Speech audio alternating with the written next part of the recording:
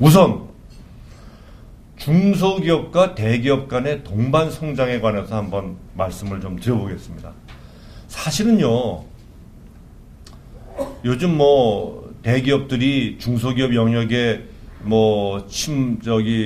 사업 영역도 확장해서 정치권이나 이런 데서 이른바 대기업에 관한 영어로는 배싱이라고 그러대요. 그런 야단을 많이 듣습니다만은 그것은 대기업들이 자초한 면이 있습니다.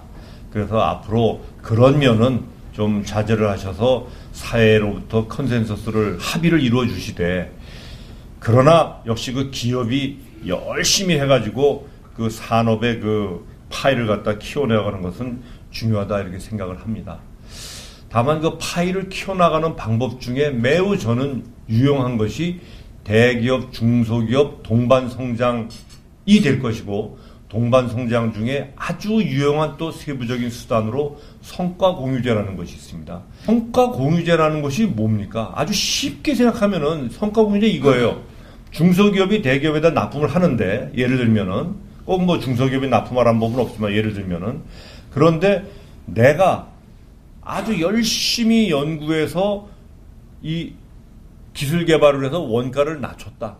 그 원가를 낮추면 이 납품을 받는 기업은 원가를 낮추면 보통 그 제품이 가격만 낮아진 게 아니라 품질이 더 좋아지게 됩니다. 통상적으로.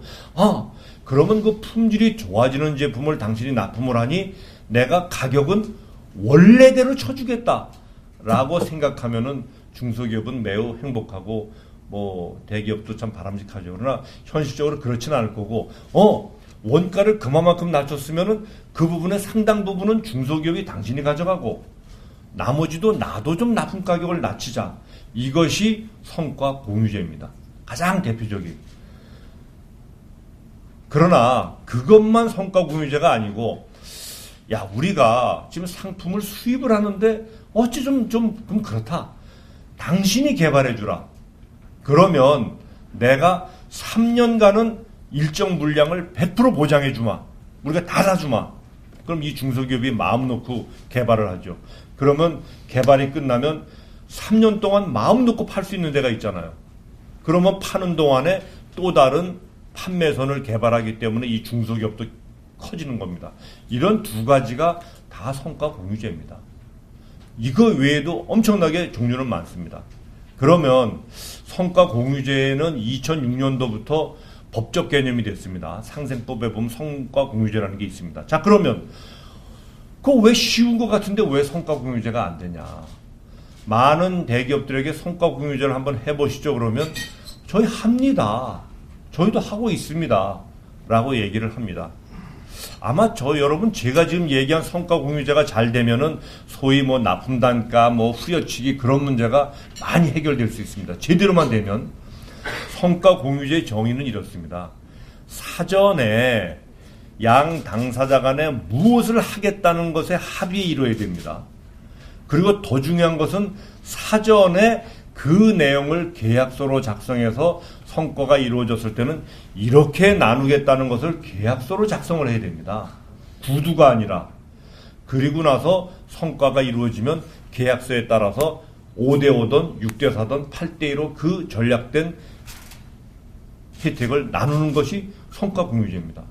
그런데 여태까지는 성과 공유제를 하세요만 얘기했지 정확히 성과 공유제 개념이 이렇습니다.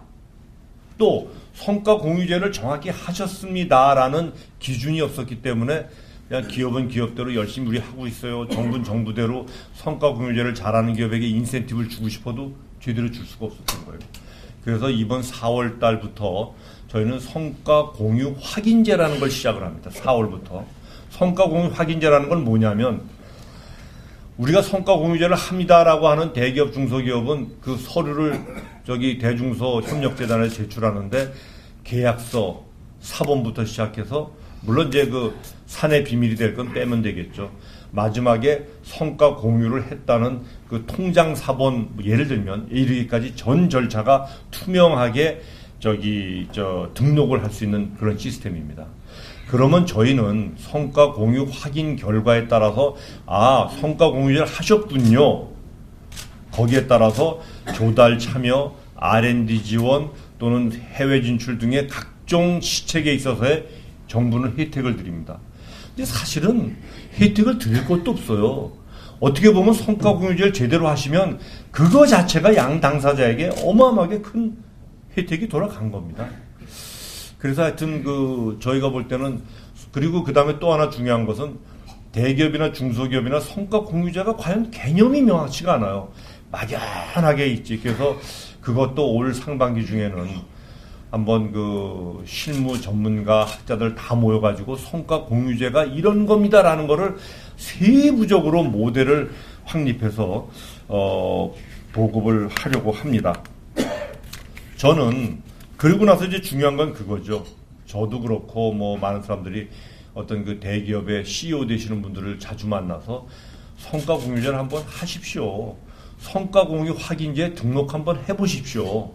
그래서 서로 어떤 대기업 간에 성과 공유 등록, 확인제에 등록을 한 그런 어떤 빈도에 따라서 그 기업의 동반성장의 의지도 객관적으로 점검을 하고 그러는 노력을 해보겠습니다. 동반성장이라는 화두는 매우 넓어서 좋지만 구체성을 띠기 위해서 저는 성과 공유제를 착근시킨 장관이 누구냐 훗날 그런다면 홍아무개 장관 때 그랬다라는 소리를 듣고 싶다는 것을 한번 이제 이 치부책에다가 한 줄 적어놨습니다. 그렇게 할 거고요.